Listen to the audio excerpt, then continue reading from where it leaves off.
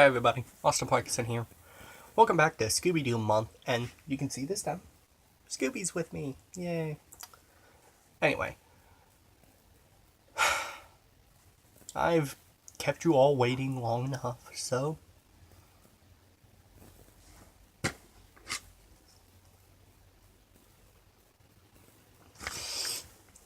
Not as bad as I built it up to be. Well, granted it's bad, but not really get angry at the gods kind of bad. I mean, the more I watched it, the more I realized,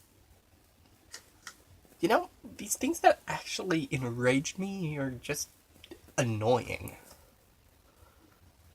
So, let's finally get this out of the way with Scooby-Doo FrankenCreepy. So,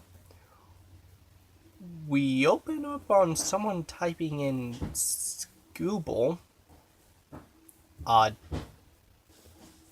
product name change, and we open up on Daphne having a blog.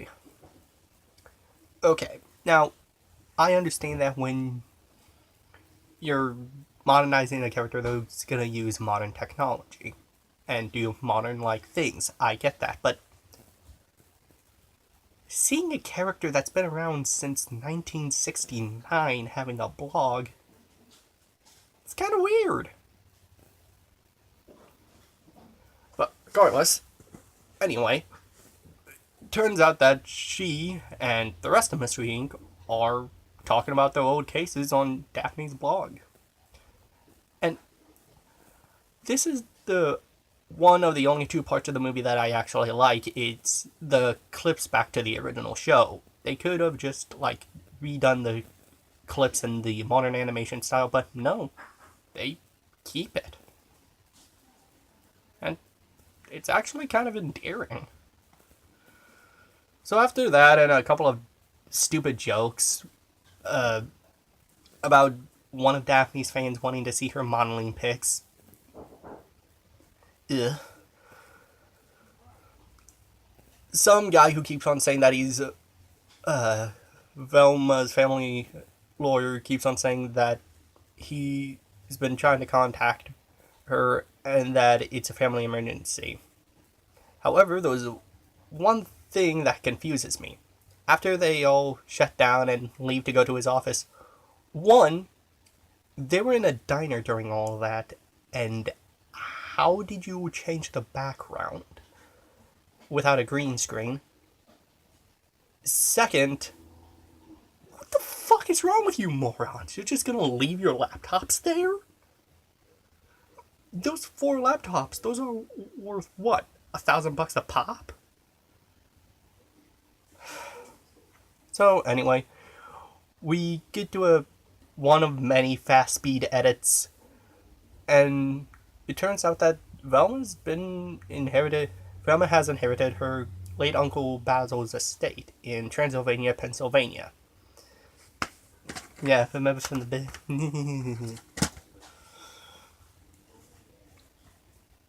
So on the way out, the mystery machine explodes. I'm still mad about how they revealed that on the back of the box. Could have kept it a secret, but nope. So anyway, after that, we get the opening credits, which is just an instrumental song of the same 5 notes, or something along those lines. And in the background, it's prisoners on laptops. Okay, I've never been in prison or any variation thereupon, but I'm pretty sure that the main reason to be in prison is not only to serve your time for a criminal act you have done, but is also to be isolated from the rest of the world until said sentence is completed.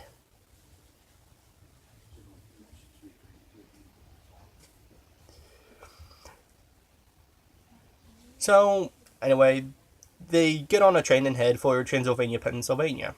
And it turns out that Velma's monster inspired the original author of Frankenstein to write Frankenstein.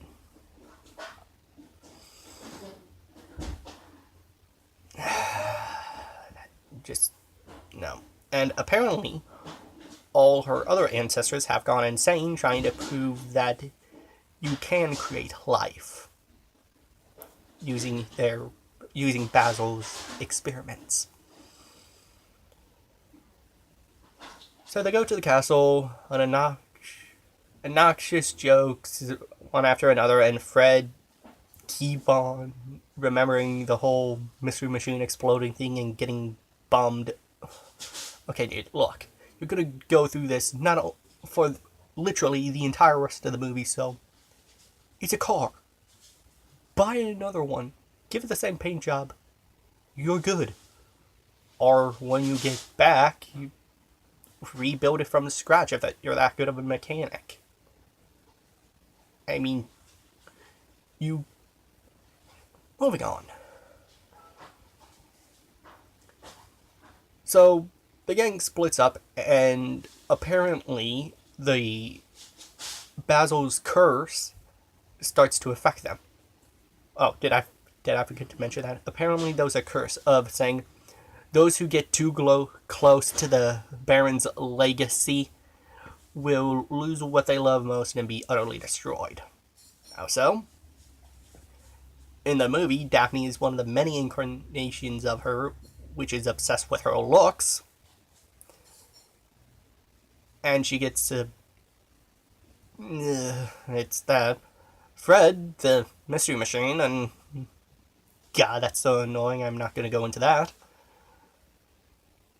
Velma stays behind to try to prove that her late uncle, Baron Basil, was wrong and you couldn't. And as for Shaggy and Scooby,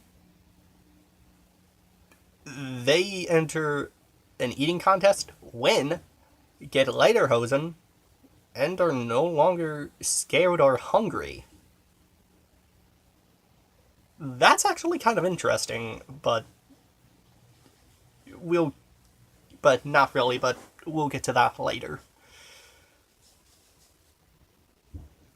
So, apparently, Velma has now gone insane because someone hypnotized her into thinking that her great uncle's experiment could work.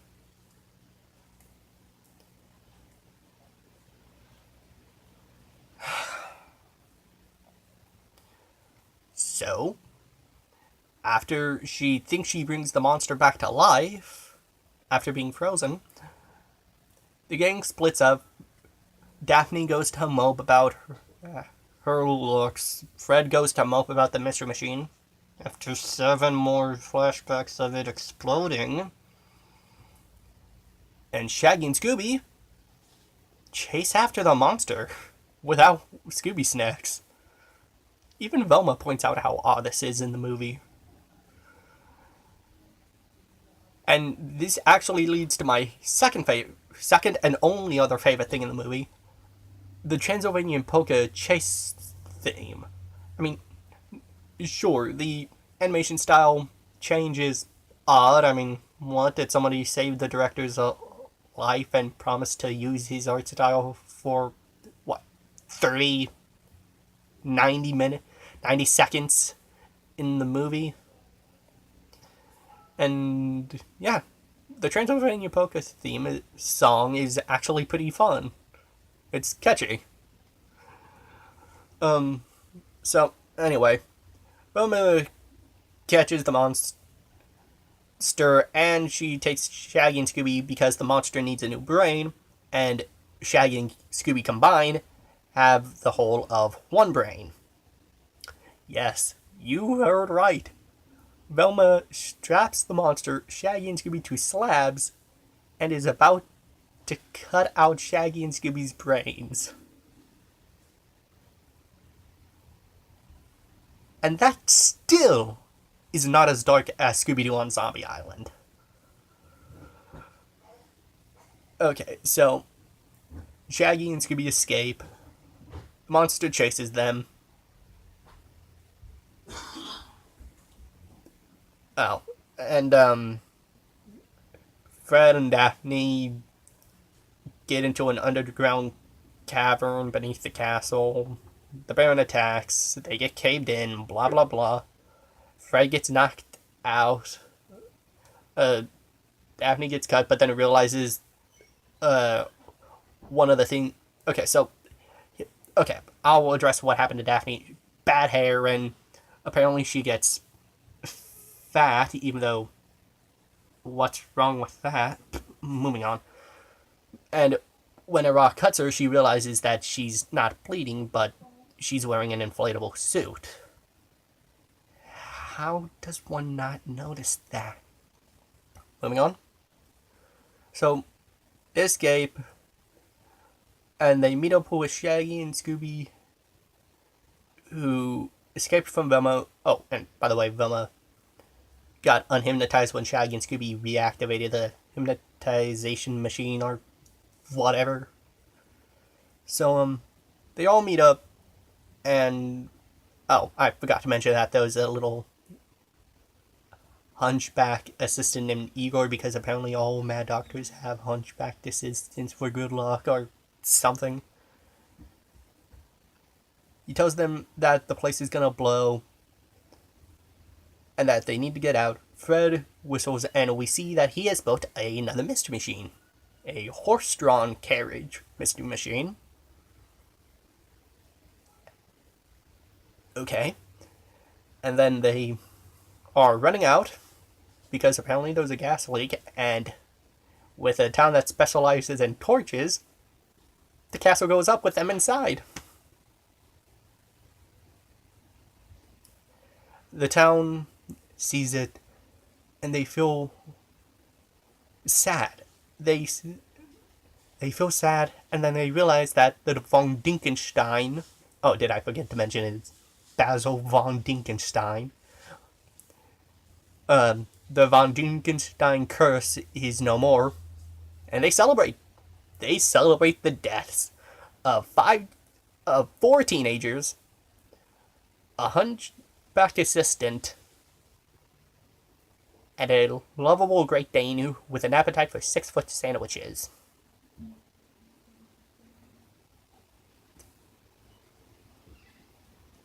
And it's still not as dark as Zombie Island.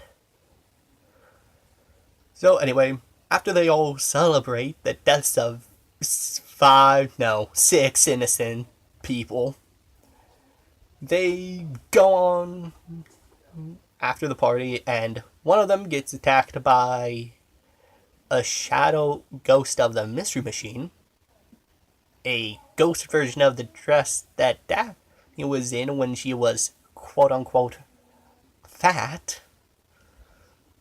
One of them gets attacked by the ghost version of the lederhosen Shaggy and Scooby were wearing, and another one gets attacked by a giant floating Velma head. They all meet up, they all get chased to the train station, they all get on board, and the train takes without that car, and they're caught. So, yeah. So it turns out that this time in the movie, there wasn't just a single culprit or two, but it was actually a conspiracy. Fred said after the Mystery Machine exploded, the first time out of the 6,000 in this movie, that this time it was personal.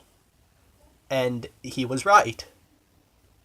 Because the sheriff, or whatever it's called, was the guy who said he was Velma's family attorney, who in actuality was Cuthbert Crows from the... never mind. Anyway, Cuthbert Crows, the burgomaster or mayor, was C.L. Magnus. The housekeeper and the gypsy was Mama Mione, the housekeeper from the mansion, and the gypsy who gave Daphne the dress was some musical chick who pretended to be a zombie from the original show. So, yes, those 4 cutaways to the classic shows, yeah. Redbeard's ghost, the Burgermeister, the Gaggling Green Ghost from the,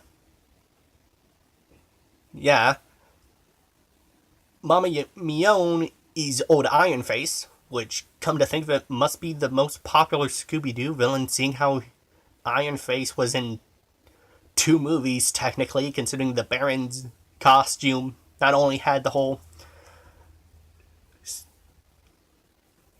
Baron-like look with a top hat, but also Iron Face's mask, and the whole zombie thing. So yeah, those 4 cutaways to the classic shows ended up being more important than just being nostalgic. And I like that. And it turns out that Igor was actually a miniature secret agent who went undercover because the monster cost was running amok was in actuality a high-tech battle suit for the miniature agents of the future, who earlier in the movie Velma said was laughable because you shouldn't believe everything you read.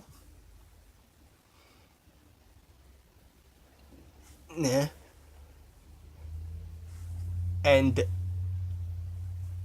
before they leave the town, Velma gives the people the rights to the natural gas preserve under the mansion because it's the least she can do after all the years of suffering her ancestors brought. And the secret agent guy gets Fred a new mystery machine with a rocket engine that we never see again. But now that I think about it, it's probably the rocket engine used in Be Cool, Scooby-Doo.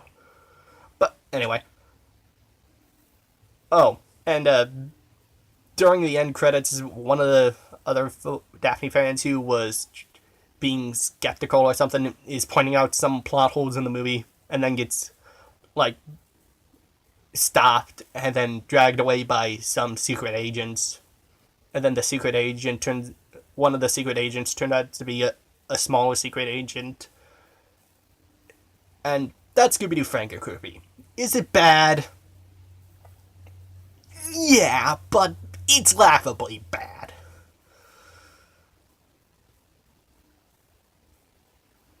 But it's not really a get angry at the gods kind of bad. And it does have the Transylvania polka and the classic clips, keeping it from being on the hate list. Well, I can finally scratch this review out of the way. Tune in next time when I do my very first saga. You'll have to wait and see. I'm Monster Parkinson, and I'll see you all next time. Oh, thank God I'm finally done with that movie. Wait, I gotta review it twice. One with my sister and one with Christian. Yeah. Oh wait, I already did Christians. Foreshadowing. Kind of. This transmission ends.